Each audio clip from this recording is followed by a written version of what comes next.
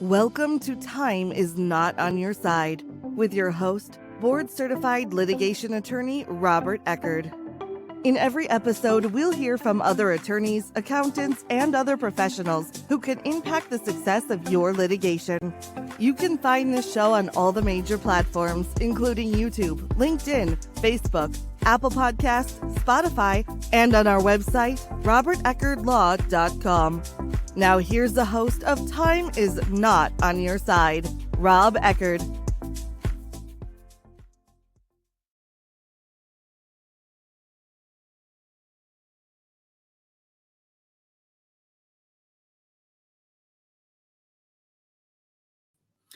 Hello and welcome to another episode of Time is Not on Your Side. I'm Rob Eckard, your host. I'm board certified business litigation attorney and government investigation specialist. Our platform is where you hear guests and topics unlikely to hear on any other platform. And today's guest and topic is from law school to the bar exam. So all of you folks out there, whether you're undergrad or students in law school, we've got the special guest to give you all the inside secrets to how to do it and how to do it successfully and do it the first time and not again. Today we have Peyton Cochran, who is a May 2024 Stetson University College of Law graduate with her bar admission pending. Peyton's originally from Jacksonville, Florida. She's a 2021 graduate from the University of Florida in Gainesville, where she was an honors graduate majoring in political science. As I just said, she's a 2024 honors graduate from Stetson University College of Law, where she was also a student ambassador, a law clerk recruiter for one and only law firm, Robert Eckard and Associates, and a teaching assistant for Professor Appleby for business entities, and as a member of the Stetson Supporting Survivors organization, which is a legal club aimed at providing legal support and services for survivors of domestic violence. This is important to note that Peyton is fluent in English and proficient in Chinese. I think she started learning Chinese when she was like 3 years old. Amazing. Yeah. She also attended the Bowl School of Chinese Exchange program in Beijing and other parts of China. She has been my law clerk here at the law office of Robert Eckard since 2022, I believe, and has been with me since then and is going to be starting here full time as associate attorney coming this September. Where she's been engaged in all kinds of cases, particularly commercial litigation cases, some criminal cases, and even international child abduction cases under the Hague Convention. Last but not least, Peyton is currently a single mom to a four-legged friend, or four-legged son, I should say, by the name of Augie, who, if you know Peyton, is like her child. They're probably treated better than most kids are treated in real life. So if reincarnation exists, I pray to come back as Peyton's dog. Thanks for being here today, Peyton. Thanks for having me. It's nice to get, I'd say, out of the office, but I'm back here. But it's nice to talk to people. I know. And listen, we really appreciate you being here today because you literally just finished the bar exam this week. And all of lawyers that have gone through it or students that are studying for it know how challenging and draining that can be. So for you to come back to do this podcast today is appreciated. First, I want to find out from you, how does it feel? It feels good. I mean, I'm sure we're going to talk more about the bar process down the road, but maybe I'm weird. I really enjoyed it.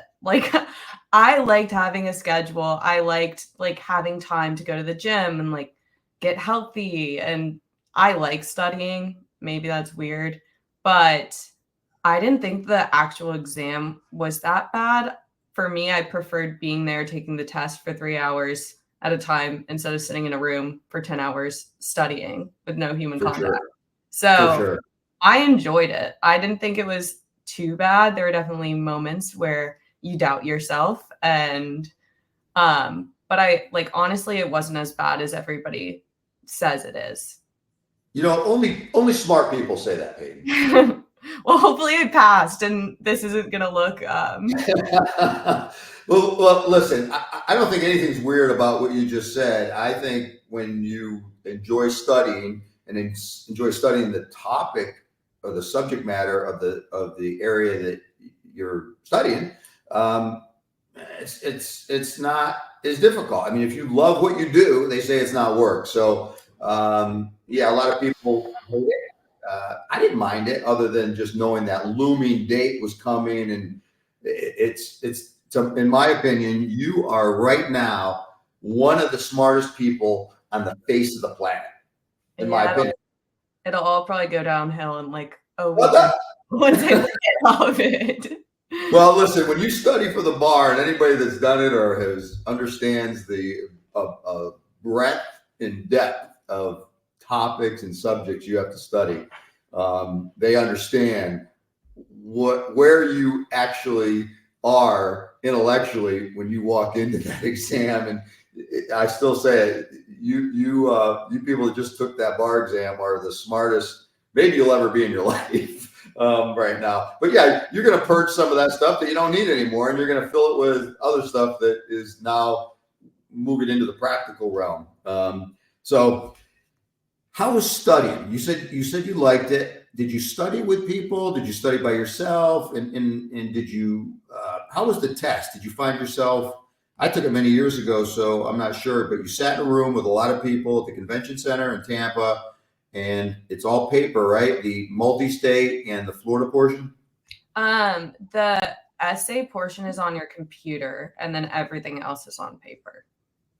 So. Okay. I understand the Florida Supreme Court just announced that they're going to a next gen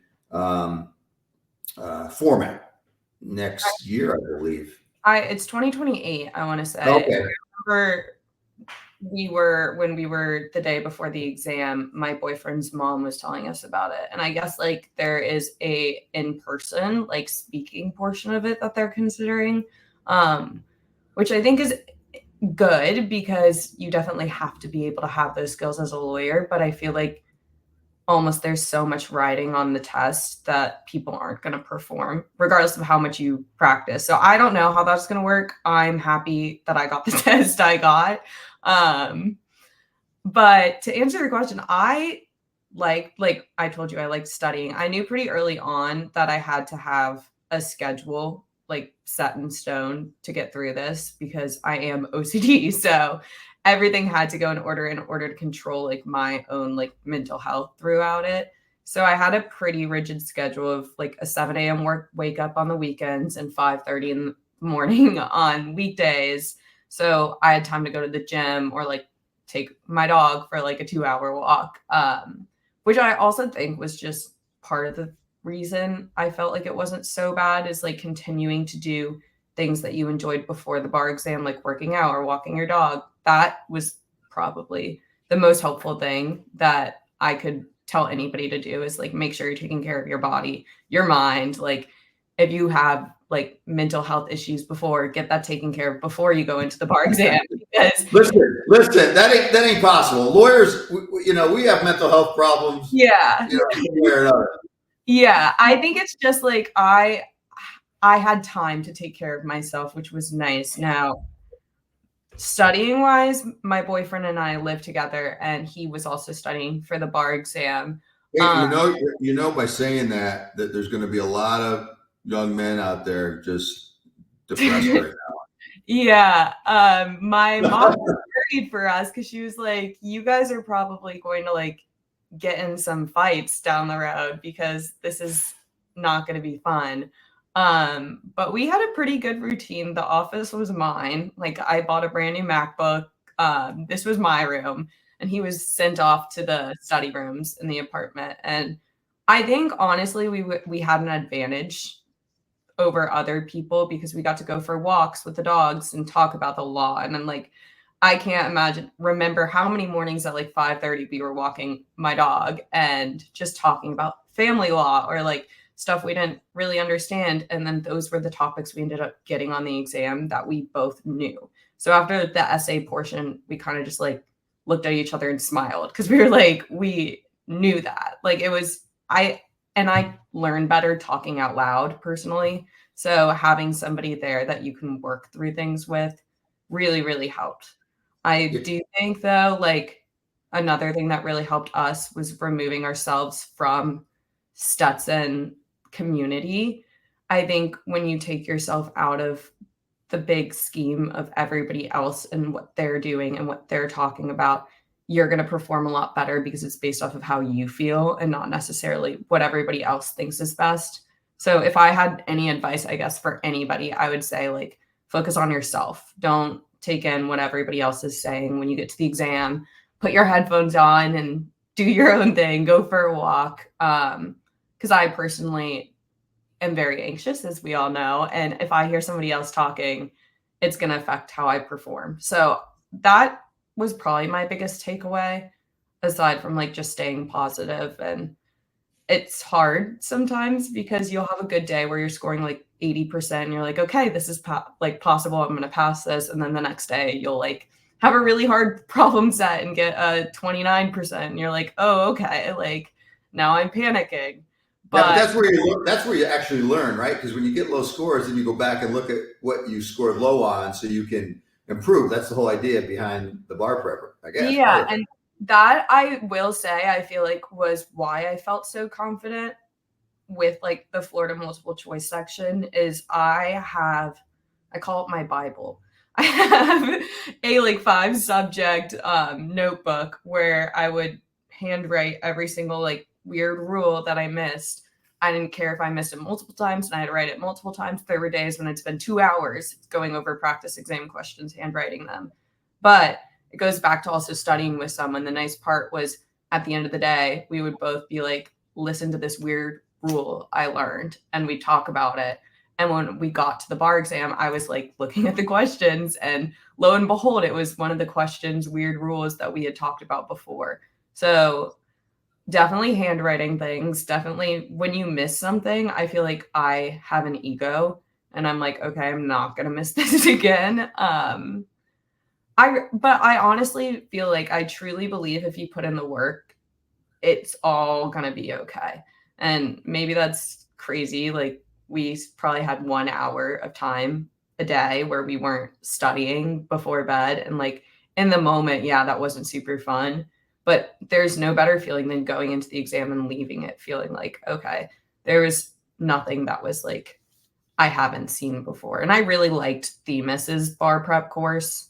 I feel like I'm very schedule oriented. So following a schedule the entire time was nice. And I knew like if I hit 75%, I would have an 87% passage rate. And from there, I was like, I hit 75% about halfway or 3/4 of the way done. And then I really just focused on areas that I needed help with. And like, I did so many practice essays and I had another bar prep program that I did. So if anybody needs like a recommendation, I would do like a structured bar prep company like Themis. I've heard people like Barbary. I think overwhelming majority really likes Themis. This isn't sponsored, but They need to pay royalties now. Yeah. You're not getting any vig from them, but maybe they should. Yeah, well, I also did What's the Issue, which was, I want to say $700 and 3 people could split it. So it wasn't too bad. So we did that program too, and then Adaptibar. So we had a lot going on, but I feel like the more you got to experience and do questions and practice essays, like the better you were going to be. So when did the bar prep course start? How long after graduation in May did the bar prep class start? The official start date was the Monday after graduation, and that's the day we started. I know like after graduation is the last thing you want to do, but for me, I was like, I don't want to get behind like at the very beginning. If I do that, I'm going to be, rushing to catch up on stuff rather than like taking the time to actually learn the material. And it's nice because I feel like the first couple weeks aren't bad. Like you're having like a 6, 7, 8 hour day. In the bar prep? Yeah, but the last 3-4 weeks really get you, because at that point we were doing like 10-hour days with a 15-minute lunch, like everything you can do. We have a giant whiteboard in here. We were scribbling stuff down. We might have gone a little like crazy in this. No. That's the rite of passage. That's what. Yeah. That's what. High achievers, OCD. But listen, I've been there. I know what you're talking about, and none of that is abnormal to me. Maybe there's some other people, but listen. Whatever it takes, right, to learn what you need. When I had this terrible feeling, and you'll find this funny because you know me, but I was sitting. I think my biggest motivation was knowing that I was going to get my bar results on a work day. And I was sitting there and I was like, I do not want to be at the office and find out I failed. And I don't want to be at the office and find out I failed and like want to cry. And then that was just like my worst nightmare. So I was like, anything I can do to avoid that. And I also, like I said, I have an ego. I think all of us law students do, where it's very much, you're not upset just because you failed, but you're also like upset because you don't want other people to know you failed. And I personally like to think that I'm better than everybody else, and I feel like that's like a law school thing. So failing is really just like the worst thing you can think of when you think like that. And that was just not an option for me. And hopefully it works out the way I think it did. But well, we do too, Peyton, because we were going to talk about you're going to become an associate attorney here, and that is kind of that little bar card they give you from the Florida bar when you pass. I just want you to know, I don't know what the bar score rate is, or the pass rate is, 135 or 136. What do you got to get now?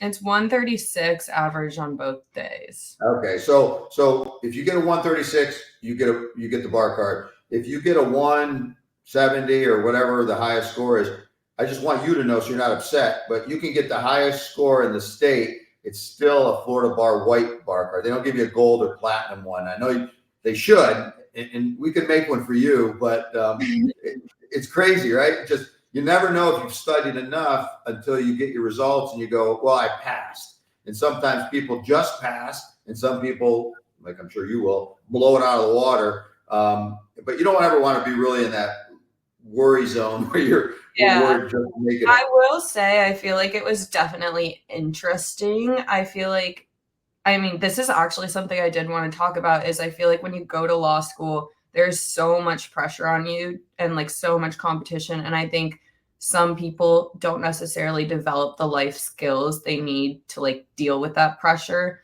And sometimes it's the smartest people in the class who don't have those skills. And there were definitely people after the bar exam who were like breaking down in tears, crying in the room. And it's kind of like, I truly believe the people who fail, who shouldn't fail, are probably people who were too hard on themselves or too stressed out or like too jittery. Because I remember going into the bar exam, the nervous and energy that was in that convention center was like overwhelming. And I remember I was trying so hard to stay positive. I was telling everybody, like, look, some people don't have the opportunity to be here. Like, we're all going to be okay. This is fun. Like, we've been working for this. And I remember Lexi, another law clerk who worked here, looked at me and she's like, Peyton thinks this is so fun. And I was like, I don't think it's so fun, but like, we don't have a choice here. Like, we just have to like do it. And we've been working. What you just talked about to me is very similar in a way to competition in sports. The mindset, and I know you're an athlete, and I think being an athlete, and I'm not talking about necessarily being on teams, but you talked about taking care of yourself and training and working out and all those things. But anybody that's been an athlete, especially a competitive athlete in any capacity, I don't care if it's club or team sports, athletes, and I've always believed that sports create a mindset, in most of us, that understand the pressure of the competition. And it's just translated when you get to law school and the bar exam. It's a different platform, but like you said, you put your headphones on, you're focused on yourself. And, now the Olympics are going on in Paris. And I look at these athletes, aside from their competitive, amazing physical abilities, what's behind that, which is what you have and what's been displayed, is the mental strength and the mental commitment and the mental toughness to focus on the competition, which is the bar exam. And you just hit some points that really are analogous to sports and being a competitive athlete. I know you run and you do other things, but so what I think about you bring that skill set in already, and you're used to it. Yeah, I know. I had one day, it was the day before the bar exam when I was in the hotel room, and I called my mom and I was talking to her and I was like, okay, I'm a little stressed out because what if I get a topic that I like don't know? And my mom was like, well, is there a topic that you don't know? And I was like, no, but like, what if I get crazy like homestead? Did you think you were going to get like a question on quantum physics like you've never seen before? No, I was expecting like worst case scenario. I knew all of the statistics of the possibility of a question. Like family law was 24%, Florida my gosh, 32%, real property 51%. And I remember I was like, I don't want to be those people who got a family law question a year ago and didn't know what was going on. So like I practice family law every single day. And we ended up getting a family law divorce question. And I remember I was sitting there. I guessed all three of our questions because I knew we were going to get family law divorce. And then I was panicking the other day because I didn't really understand landlord-tenant law. So I was deep diving in the book, going probably a little too crazy. And I read like some sentence about how liability between landlord and tenants change with like the relationship. So naturally I like started deep diving that. And I was like, Dean, we're totally going to get a question that's landlord tenant and then torts combined. And we ended up getting that exact question on the bar exam. But when I was freaking out, I remember my mom like said one thing to me and it stuck. She just asked me like, did you work hard? And I was like, yeah, I worked hard. And she was like, okay. And what happens when you normally work hard? And I was like, I do well. She was like, yeah, exactly. So like, do you think this is going to be different? And I was like, okay, that's a good way of looking at it. I really just think like people who take this exam really have to like toughen up and, understand that like, okay, what if I fail? Then you fail. What if you pass? Then you pass. There's nothing you can do by the time it gets the day before the exam when you're sitting in that hotel room. There's nothing you can do. Like put down the books and like focus on what you know and just be ready mentally for the actual exam. Well, this is what's preparing you to now become the lawyer that you've worked so hard to become. And, I say the same thing. I'm always stressed. You've seen me. I get stressed because I know I've got a big hearing or trial or motion or something. And my stress stems from because I'm not yet ready or prepared or not getting my materials ready.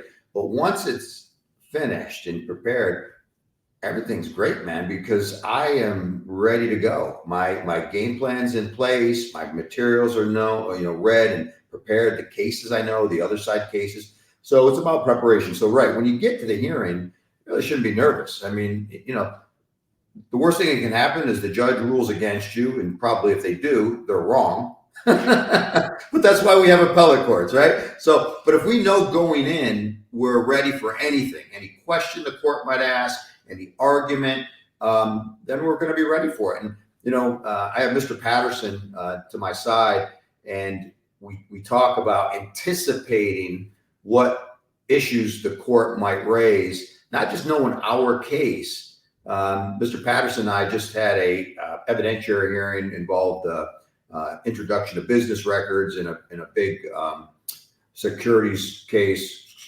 fraud case. And the other side, the defendants objected to the business records coming in because they alleged that, well, we didn't hear that the custodian said that they were, exact authentics of what they have as far as we had copies. And so, anticipating that, I said, Judge, first of all, the court under the rules, I believe it's 9956 and 104 of the evidence code, the court acts as the gatekeeper. And so they have to determine preliminary issues of fact. And the predicate that I laid was the predicate that the Florida Supreme Court has established.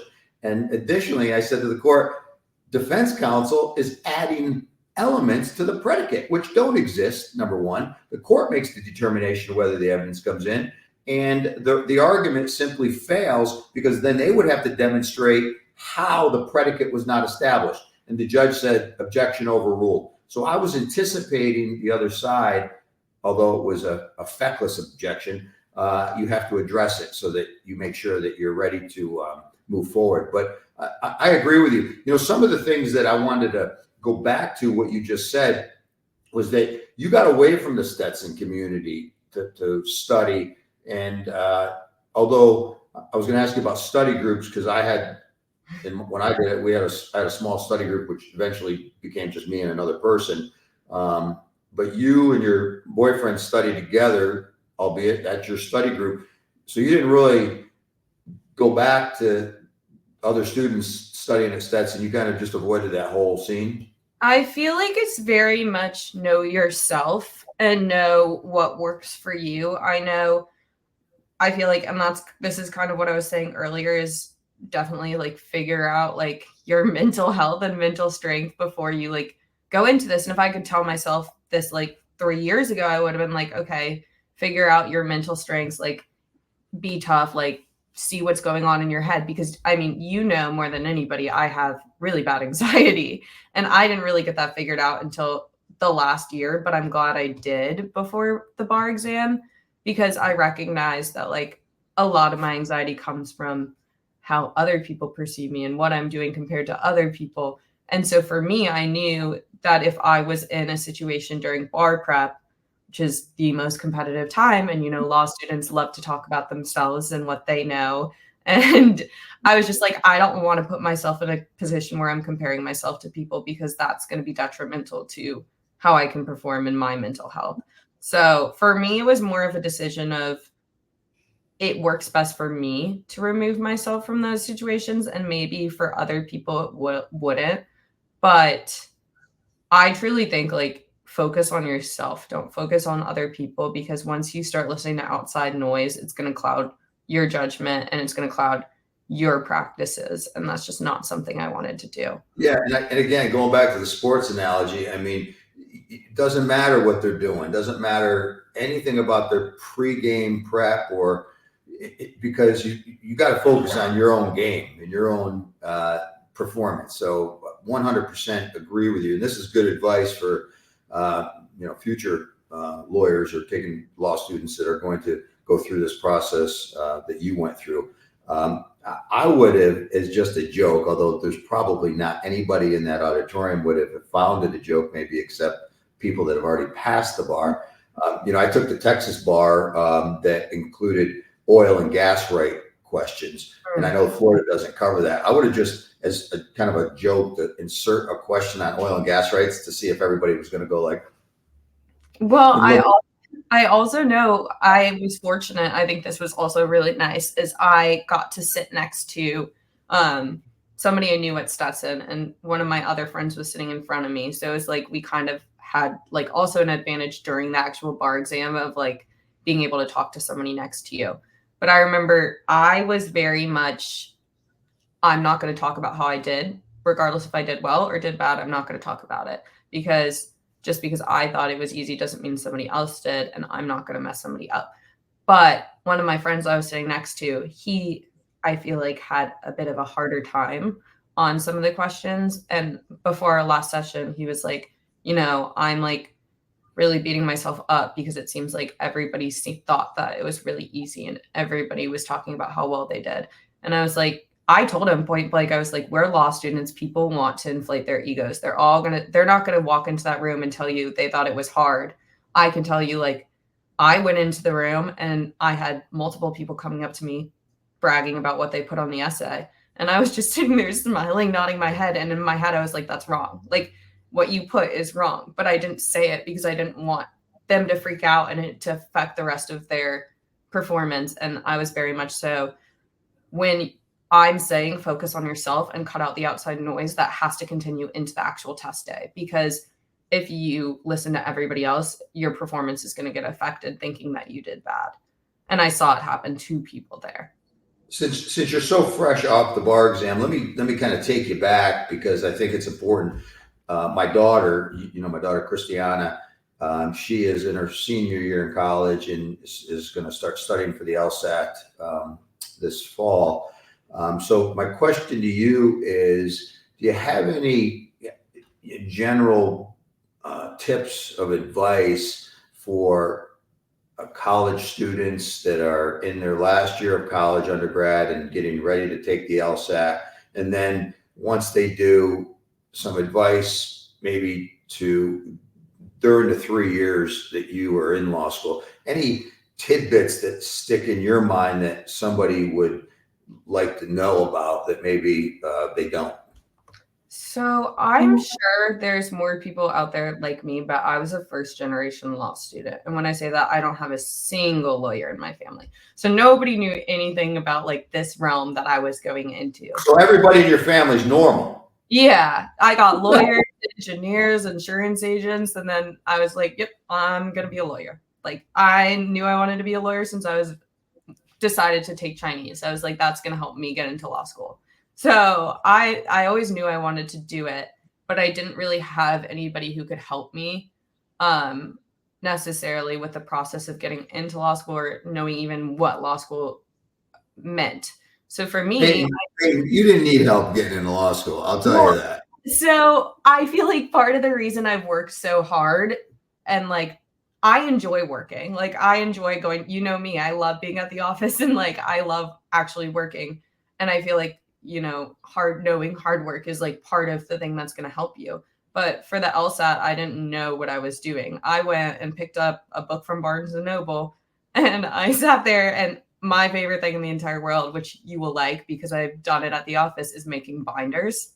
I keep everything organized. I mean, I'm sure if I went out there, because we haven't unpacked anything, I have 3 binders and all of them have like the little like covers that we make at the office where it's like binder 1 out of 2. Like this binder has this in it. Everything's tabbed. Can you talk louder? Because Mr. Patterson, I don't think can hear you when it comes to being as organized as you are. Yeah, I'm also like, I'm crazy. I know I'm crazy. So You're not crazy? Then that means I'm crazy. For the LSAT, I had my one little book. I think I had like a Themis LSAT book or like a Kaplan book. And I think I paid like $90 for like the question bank, like 9 years of questions from the actual LSAT program.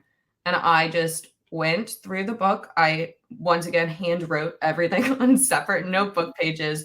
I like tore out the pages, put them in page slips, and I made a binder with it. And that binder was, my Bible. Like all these are like everything I need is in these little binders, and it's simplified and it's exactly where I know it is. And for me, I feel like LSAT, you got to kind of I remember I thought it was the end of the world. Like I thought it was the hardest thing in the entire world. And looking back now, I'm like, okay, just you wait. Like if I could have told myself anything then, it would be like, you have a surprise coming for you, honey. But totally different though, right? I mean, the LSAT and the bar are just 2 different animals, right? I feel like I don't know what it's like now. I feel like getting into law school is so much harder than even when I was getting into law school 3 years ago. But I feel like you also have to have that like maybe in some schools, not in Florida schools. But I know you have to still have that like mental toughness, because I had mental breakdowns and my mom was like, you just like, this is a test. You've taken hundreds of tests. You've never failed a test. Just take it. So I think my whole like spiel about mental health continues the LSAT.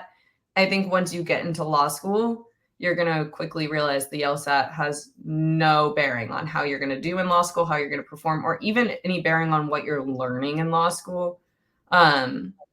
I know you like asked about tidbits for law school, and I would say your first year, you're probably going to not do well. Like your first year is going to be learning what law school is and how to prepare. And I think the most humbling thing you can realize is every single person who is in that law school with you is incredibly smart, and they're all as smart as you, if not smarter. And that's the same thing. Like when I was in the bar exam, I was sitting there and I was like, the scary part is we're all very smart to get to where we are right now. And I remember looking straight ahead in that room of 2,000 people, and I saw like there were pillars, probably like 5 pillars throughout the entire room. And I sat there and I was like, from this pillar on back, like the scary part is that many people aren't going to pass. And like, it is humbling knowing that like it could be anybody, because everybody in that room is so smart and everybody in law school is so smart. So your first year, you have to really just treat it as figuring out the process. And your performance your first year isn't going to be your same performance your second year, because your second year, you get to take classes that you're passionate about. And for me, that was business entities, because I learned a lot about it working for you. And international law just has like my favorite thing in the entire world, especially coming to like women's rights. Everybody knows I'm crazy about that. So women and children, you have a passion for that. Yeah, women, children, dogs. They're groups of society.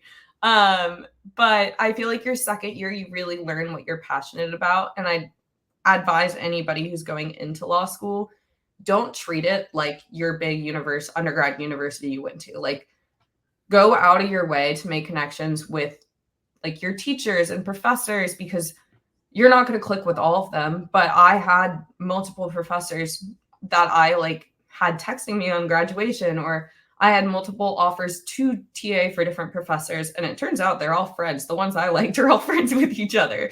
So it's like, isn't that funny how it works? But they are there for you. And I feel like if you go out of your way to make a relationship with the professors, your interest in those classes is going to like quadruple, and you're going to understand more, and they're really going to be there for you to like help your education.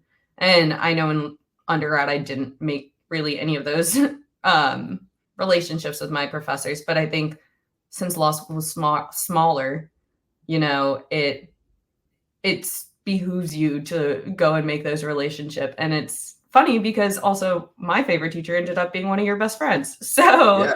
It was like, and she loved you. In fact, she was on one of my previous podcasts, Professor Emeritus Luz Nagel, who is remarkable in her own right in international law and quite remarkable person. And I know she thought fondly of you.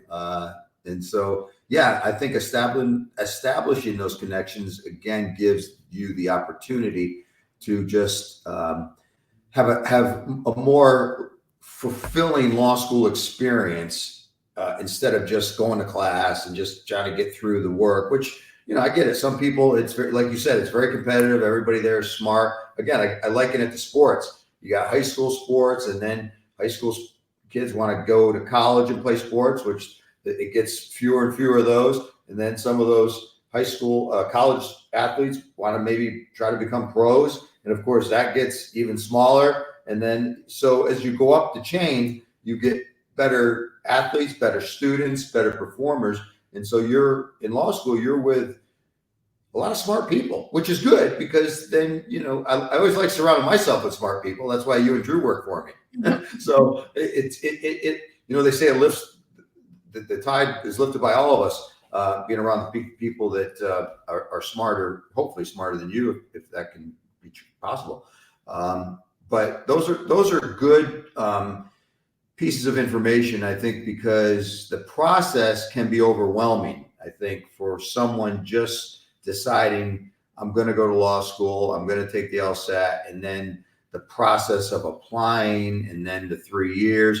But, you know, you say your first year, don't worry about really how you do, just get through it. You know, to me, it was the first years, you're really, I don't want to say being torn down, but really being torn down to be built back up, to begin the process of becoming a lawyer, because we do think differently. Yeah. And we, it's just, it is what it is. It's probably like that in many professions. But I would assume any learned profession, any noble profession, you're going to get the same type of tearing down, I guess, similar to what they do in boot camp in the military, and to build you up again, to make you a soldier. So that's just really good insight for students that are deciding whether they're going to go to law school or they're going to go to law school, and to keep those things in mind while you're going through that process. What about, you know, I know you were really active at Stetson. You talked about being a teaching assistant, but you also were a Stetson ambassador. You were one of those involved people, and sometimes you just go above and beyond, even though you're not going to get quote unquote credit for it. Like we like to think credit meaning credit, like we normally think you 2 points for this or a 1 hour credit for that. You do it to give back, and that's what I admire about you. You've always been a person that's been very altruistic in your time to help others, and so once you're in law school, what's it like picking classes and electives, and how does that process work? So I feel like obviously your first year, you get your pre-selected classes and you kind of go from there. And I remember my first year, there were classes I really enjoyed. I really liked contracts, and I really liked torts. And those were like my two favorite areas. So I kind of from there was like, okay, like I do like plaintiff's work. I do like business litigation. And that's something I kind of understood more once I started working for you. It's like those areas seem to make more sense to me logically. So I feel like then also I was meeting Taylor, your other law clerk, who was a year ahead of me. So she was there ready to tell me like what classes are good, what professors are good. And I remember my first semester, my second year, I decided business entities. Taylor loved international law. So I was like, okay, I took 2 of Professor Nagel's classes in one semester. I think that first semester I was very much just choose what sounded interesting to me. And it ended up working out well because those 2 semesters of my second year when I was doing things that I enjoyed, that was the year I was getting like honors like back to back. And I was like very high up and like the like class percentage. And it goes to show that when you're interested in something and you genuinely enjoy what you're doing, you're going to have better results than just doing something to do it. I will say, I feel like this is really, really good advice that I got. And I am so glad that I took it. But my second year, or my third year, first semester, I was in Professor Podgore's class for criminal procedure because I wanted to take both of those for the bar exam. And I think at that point we're all kind of getting senioritis and like, I want to take easy classes my last semester, do all like the bar prep classes. And Professor Podgore, I remember, told me, she was like, I highly recommend taking a class that's going to be hard, but you're going to be glad you have like the background of it when it comes time for the bar exam. And, you might as well spend your time doing something that's going to help you. And I remember I was like, that's crazy. I don't want to take trust in estates in my last semester. But then I thought about it and I was like, you know what? I have to take trust in estates in my last semester. And I did.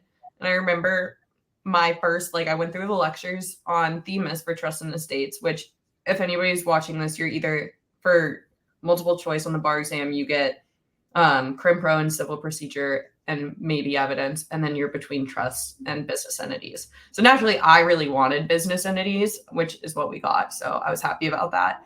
But you could also get trust in estates, which a lot of people were having a hard time with. And I did the lectures on Themis, and I was like, you know what? I was scoring 80% on those questions. And that's because I took Professor Podgore's advice and I took that class despite wanting like an easy last semester. So do the things that aren't necessarily fun to do, because it's going to help you like when you get to this point when you're doing bar prep. And like that also goes to joining like ambassadors or getting involved in society or community.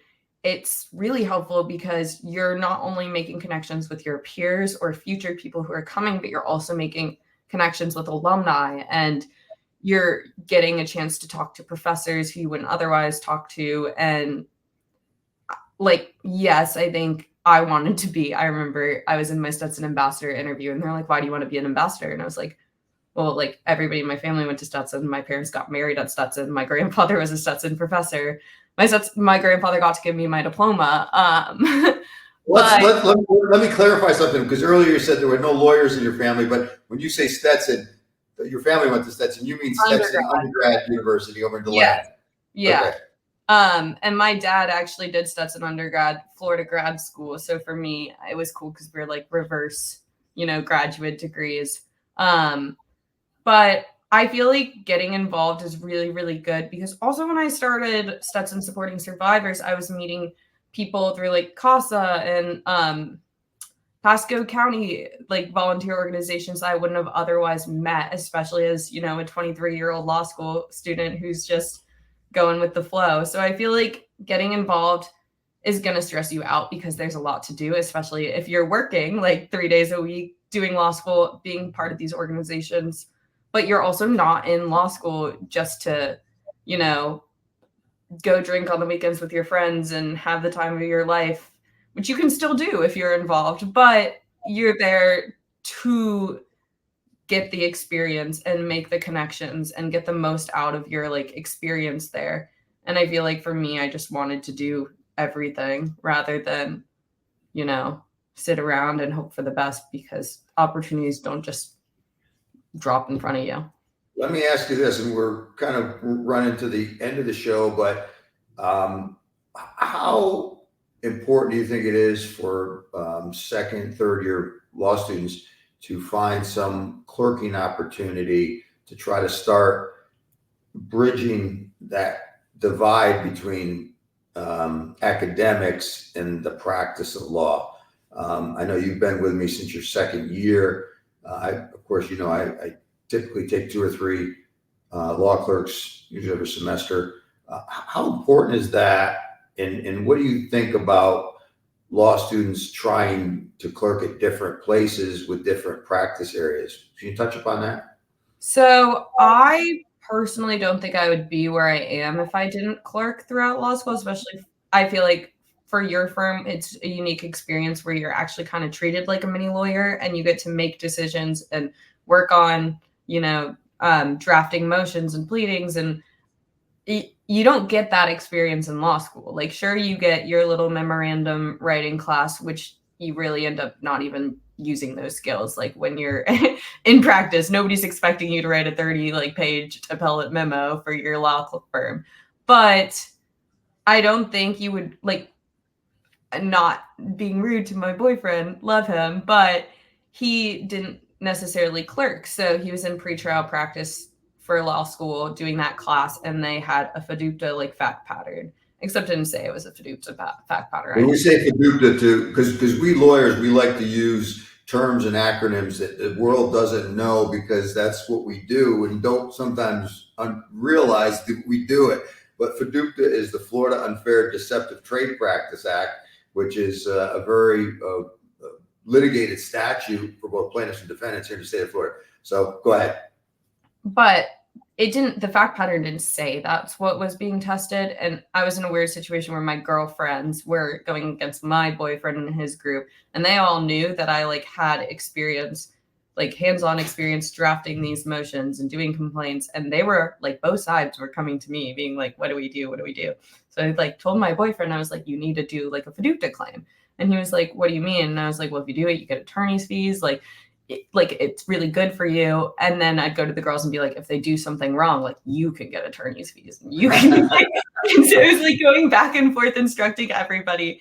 And I remember sitting there and I was like, it's crazy that I felt so comfortable explaining that to them because I had worked on many business litigation cases involving FDUPTA, and you don't get that experience in law school. All those people were trial ad girls who did crim law and didn't know. And if you want to do trial ad, definitely go intern for the state attorney's office, but you're also not going to get the civil litigation side of things. So I feel do mock trial, try out for the mock trial competition. I did that. And then you get some of that experience and then go try out civil, figure out what works best for you and try different things because if you don't clerk, you're going to go into your job basically with a blindfold on, not knowing what's happening. So clerking gives you some appreciation and working knowledge of the business of law, which you were getting here. And of course, one of the most important things as lawyers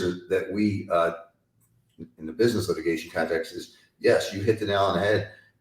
Are there attorney's fees recoverable. You want to know of that going in, and of course, advise your clients accordingly. And certainly, you've got that experience. So, clerking is important, and to learn and learn the business of law to a certain extent, but learn how you're integrating your skill set, and then, of course, developing it even more in the real world. So, I agree with you. I think clerking is very important, especially for law graduates, new bar admission lawyers, to have that understanding going into a firm. I think they make better potential candidates. So, final few words. You're going to take a couple weeks off?